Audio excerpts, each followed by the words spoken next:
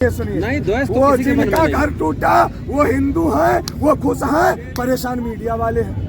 हाँ भैया, सबसे ज्यादा जो परेशानी है मीडिया वालों को है कि 500 वर्षों का संघर्ष था महाराज। राम तो त्रेता में ही आ गए थे, लेकिन 500 वर्षों का जो संघर्ष था, ना जाने कौन सी निरंकुश सरकारें थी। कंप्लीट कीजिए, आप कट मत कीजिए। तो कर्जा नहीं होगा, कम होगा। रुकिए, आज की डेट में आप कहीं के भी हो, कहीं के भी हो, आप कितने लोग सड़कों कर रहे हैं, यहाँ से गुजरना मुश्किल था। कितने लोग सड़कों पर सो रहे हैं। और आज की अयोध्या में अगर कोई कार सेवक हो या कोई राम का भक्त हो, अगर वो राम के दर्शन आता है, हमारे पुष्पों की बरसात होती है, लाठी चार्ज होती है, गोली चलती है, पुष्पों की बरसात होती है। यही अयोध्या का अंतर है महाराज। राम राज्य चल रहा है अयोध्या में, क्या बात करें। अच्छा, एक सवाल में आपसे पूछिए महाराज। राम यहाँ पर राम यहाँ फिर वही वाली बात आप कर रहे हैं। आप जिनके बारे में बात कर रहे हैं, चर अचर चराचर संपूर्ण ब्रह्मांड की सत्ता को अपने अंदर समाहित रखने वाला परमाध्यक्ष पूर्ण ब्रह्म परमात्मा परमेश्वर अखिलेश्वर जगत नियंता अनंत कोटि ब्रह्मांड नायक कर्तुम सर्वथा कर्तुम सर्व सामर्थ्यवान कौशल्या आह्लाद करता दशरथ नंदन मर्यादा पुरुषोत्तम प्रभु श्री राम किसी ना किसी रूप में जब सृष्टि नहीं थी उससे पहले थे। अब बताओ, सृष्टि नहीं थी उससे पहले थे। लेकिन आप जिस तरीके से देख रहे हैं, आप भी देखते होंगे पोस्टर्स में, बड़े बड़े चैनलों पर, अखबारों में एक बड़ी बड़ी हेडलाइन है, राम आ रहे हैं या राम आएंगे। तो मैं ये जानना चाहता हूँ कि राम आ रहे हैं या राम यहाँ थे पहले। देखिए, मैं आपको बता दूं, जब अयोध्या में मर्यादा पुरुषोत्तम भगवान राम 14 वर्ष वनवास व्यतीत करके अयोध्या आए थे, तो यहाँ के लोगों ने जो है दीपोत्सव मनाया था। ये 500 वर्षों का संघर्ष था महाराज। राम तो त्रेता में ही आ गए थे, लेकिन 500 वर्षों का जो संघर्ष था, ना जाने कौन सी निरंकुश सरकारें थी। कंप्लीट कीजिए, आप कट मत कीजिए। ना जाने कौन सी निरंकुश सरकारें थी, ना जाने कौन से निरंकुश सत्ता में बैठे सत्ताधीश थे, जिनके कारण कलयुग में मर्यादा पुरुषोत्तम प्रभु श्री राम को टेंट में रहना पड़ा, उनके विग्रह टेंट में रहना पड़ा। अब एक बात बताइए, अभी संविधान नहीं है कि सरकार नहीं है कि वो कोर्ट कहीं चला गया था या वो जन्मभूमि कहीं चली गई थी, जिस राम राज्य की कल्पना कर रहे थे भारतीय जनता पार्टी के भारतीय जनता पार्टी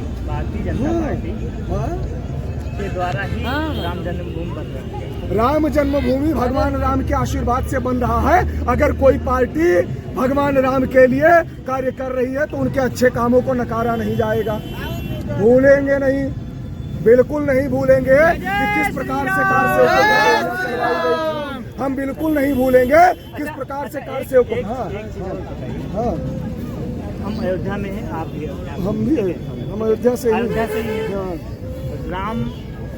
राम जी ने जो राज्य चलाया था, राम के राज्य में ऐसा हम जो किताबों में पढ़े हैं, तक देखते चले आए हैं कि जो राम का राज्य था उसमें कोई भी आदमी परेशान नहीं रहता था, किसी के घर नहीं उजाड़े जाते थे। लेकिन मैंने यहाँ देखा, मैंने कई लोगों से बात किया, आज भी जिसके पास 500 स्क्वायर फुट 600 स्क्वायर फीट मकान थे, दुकानें थी, वो आज 1500 रुपये की नौकरी महीने कर रहे हैं या तो 150 रुपये 200 रुपये की दिहाड़ी कर रहे हैं। चलिए, अब मैं आपको बताता हूँ, आप जिसकी बात कर रहे हैं दैहिक दैविक भौतिक तापा राम राज्य कहूँ काहू न व्यापा, आप यही सोच रहे हैं ना। मैं आपको बताता हूँ, आपको भी बताता हूँ, आप जाकर के देखिए, मेरा भी घर अयोध्या में है, मेरा घर अयोध्या में है महाराज। हो सकता है आप भी अयोध्या से। कहाँ से हैं? मैं तो लखनऊ से। आप लखनऊ से, हम अयोध्या से हैं। अब आप सुनिए, यहाँ पर जिसका घर टूटा महाराज गेस्ट हाउस बन गया। आप जाकर के देखिए अयोध्या का सतत विकास। ए महाराज, गेस्ट हाउस में वो नहीं रहेगा, कॉम्प्लेक्स बनाएगा, कॉम्प्लेक्स बनाएगा। कॉम्प्लेक्स में वो आदमी रहेगा। पहले के और अब की अयोध्या में आपको अंतर नहीं दिख रहा? कभी अयोध्या आए हैं आप? मैं अंतर दिख रहा है, इससे पहले आए हैं? मैं अंतर मुझे दिख रहा है, लेकिन अंतर देखिए, एक अंतर ये होता है कि सड़कें खूबसूरत हैं, लेकिन अच्छा लोगों को देखिए, एक सरकार की रोजगार बता रहे हैं, सरकार की एक योजना होती है कि लोगों को पहले विस्थापित किया जाता है, फिर उसका मकान या उसकी तोड़ा जाता है। बहुत लोग यहाँ बात की कि नहीं तोड़ा गया, लेकिन यहाँ पर हमने लोगों से बात की, कई लोगों के मकान ऐसे हैं, कई लोगों के कि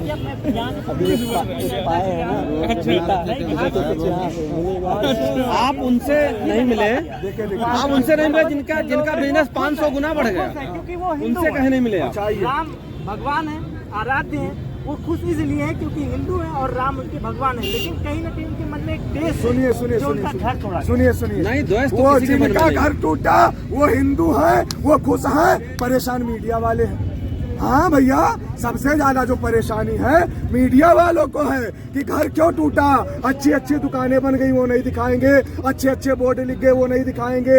ए महाराज, अयोध्या के सतत विकास को नहीं दिखाएंगे, लता मंगेशकर चौक को नहीं दिखाएंगे, रामपेड़ी के विकास को नहीं दिखाएंगे। ये भी दिखाना, लेकिन ये बताइए पत्रकारिता का मतलब ये होता है जरूरी कि उसको दिखाना चाहिए। देखिए, पत्रकारिता का मतलब है लोकतंत्र का चौथा स्तंभ, लेकिन महाराज पत्रकारिता हम कई तरीके की मान रहे इस बात को। अरे बिल्कुल भैया, काहे नहीं मानेंगे आप? लोकतंत्र के मानना पड़ेगा, आप लोकतंत्र के मानना चौथे पड़ेगा। जैसे अपना काम नहीं, जैसे मान लीजिए कि ये आपका माइक है, ठीक है, ये आपका कैमरा है, अभी मैं आपके माइक या कैमरे को असंवैधानिक रूप से अपने कब्जे में ले लूं, क्या वो मेरा हो जाएगा?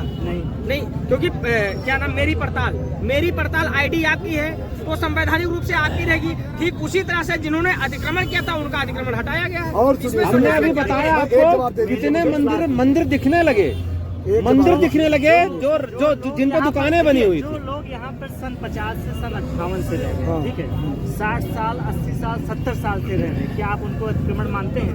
हम आज से रह रहे हैं का, हमारी पीढ़ी वाले आज से रह रहे हैं का यहाँ पे। कल को कोई आज आकर के कोई लता मंगेशकर चौक पर जो है अपना बना दे कुछ देखिए, सुनिए, लता मंगेशकर चौक की, हाँ। लेकिन जब देश आजाद होने के बाद में जब संविधान लागू हुआ, ठीक है, संविधान हमें और आपको आजादी देता है, जब आप आज यहाँ पर बोल पा रहे हैं। पूर्ववर्ती सरकार में धारा 370 भी तो लगाई गई थी। ठीक है, देश हमें संविधान दिया, आज संविधान की वजह से हमें बोलने की आज़ादी है, अभिव्यक्ति की आज़ादी है। उससे जब संविधान लागू हुआ तब से जहाँ पर जो लोग रह रहे थे उसके बाद से वो जगह उसकी हो गई, वो रह रही। किसी का कोई पहले से ये नहीं है कि इनका ये उन्होंने लिखवाया से आपको समझाएंगे। लेकिन जो चीजें आप जो बोल रहे हो कि अतिक्रमण हटाया जा रहा है, क्या ये इन बातों से ये चीज लागू होता है? हे महाराज, अभी अगर 3 साल पहले आ जाता ना तो यहाँ से हनुमानगढ़ी जाम 3 घंटा लागत, 3 घंटा लगता, हमारा ट्रैफिक क्लियर हो गया। लेकिन ना, उन लोग की रोजी रोटी में आपको कहाँ है, बुलाओ, कितने लोगों को आप बुला सकते हैं? आप कहते हैं कि भारत को अमेरिका भी बना दिया जाए, उसके बाद कहते हैं जो मतलब जो भी सब कुछ है वो तोड़ के